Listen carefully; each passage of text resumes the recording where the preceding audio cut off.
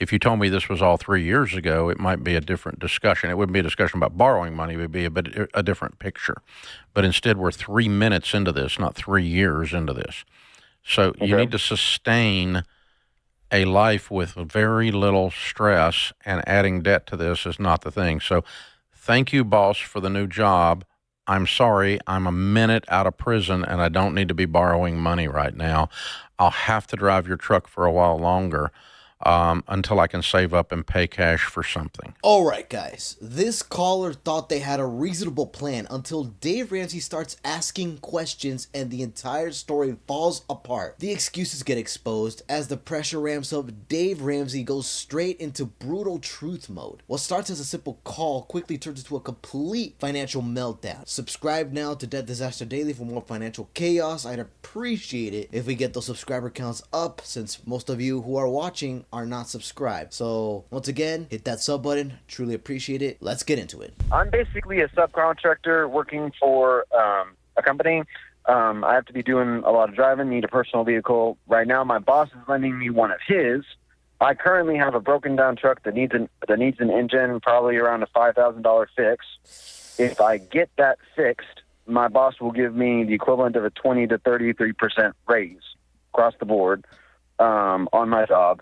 The question is whether or not to take out a loan to do that. And then since right now the income that I'm getting fixed pretty good, so I can literally. What are you doing?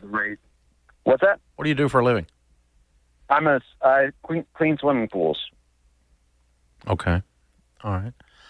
And so a $5,000 or a $6,000 truck will get the job done as long as it runs and gets you there, right? Well, so I currently have a vehicle that is broken down. It needs an engine. I know, you told me that. I don't want to fix it. It's crap. I'd rather just buy one that's already running. Okay. So what can you sell that piece of crap for? That salvage, $1,000, $1,500? Not quite sure. I haven't priced that yet. Yeah. Okay. What kind of year, model, and what truck is that that's sitting with no engine?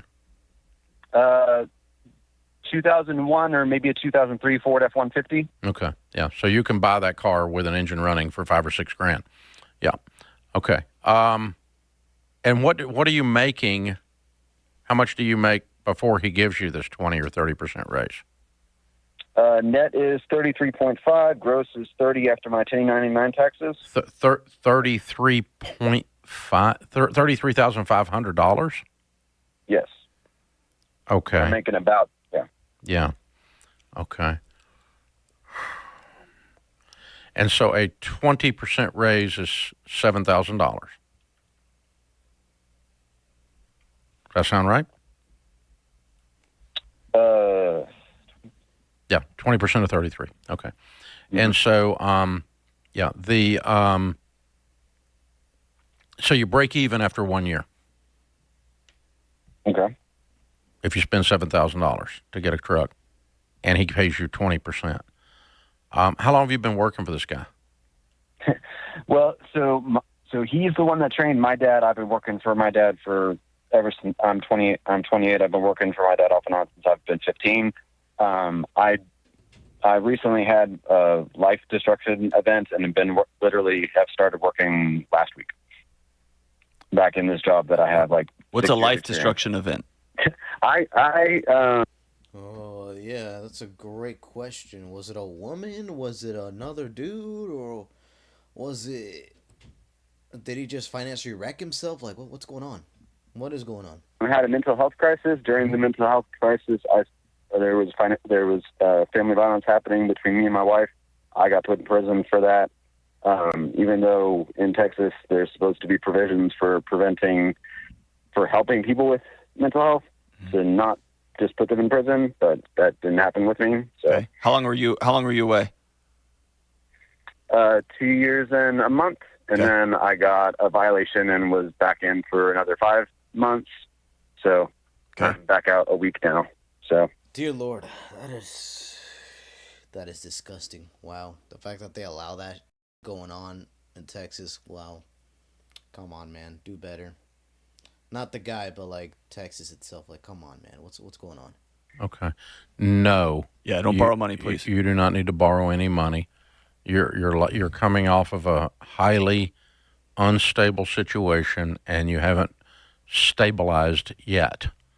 At least we don't know that. We hope you have, and you hope you have. Uh-huh. Okay. If you told me this was all 3 years ago, it might be a different discussion. It wouldn't be a discussion about borrowing money. It would be a different picture. But instead, we're 3 minutes into this, not 3 years into this.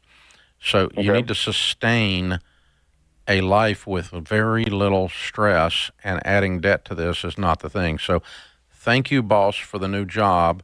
I'm sorry, I'm a minute out of prison and I don't need to be borrowing money right now. I'll have to drive your truck for a while longer until I can save up and pay cash for something. How long till you can save up $6,000? That's kind of the issue. All my money is basically kind of breaking even in my every dollar zero budget.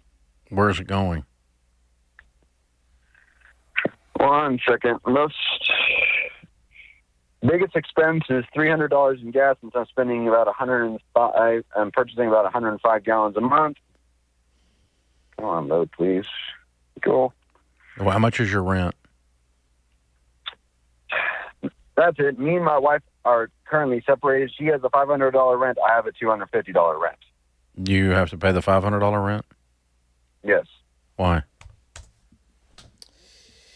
Dude. Like, this guy went to prison for this woman and he's still paying? Like, nah, man. No, man. You should not tolerate that crap. Well, no. On top of that, he's literally, I guess he said he had mental issues and whatnot. I mean, I don't know what happened between him and his wife, but the fact that he went to prison and the fact that he's trying to borrow money, it's like, bro, you can't be stressing yourself out like that, man. That's not good for your mental health, obviously. Yeah, man. That's effed up. Currently, because we have 2 kids, she's basically stay at home. Her family sometimes helps, but if I'm paying this stuff, she doesn't ask for the money.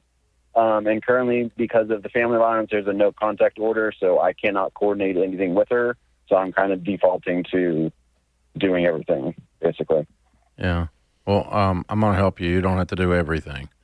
You need to make sure the kids have something to eat, but she also is going to have to make a life without you.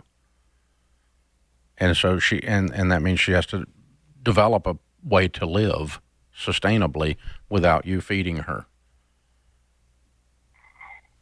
Okay, so, right now we've got to get you up and stable. So you're $250 rent, even $500 going out for her, still not used up all your money.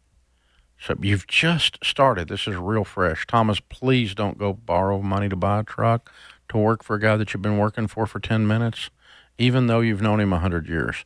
This whole thing, everything in your life has been quick and sudden and fast. Impulsive. And I want you to slow down and just be boring for a while. Let's no excitement. You've had enough excitement to last you the rest of your life. Just be boring Thomas. Can I paint you a picture, brother?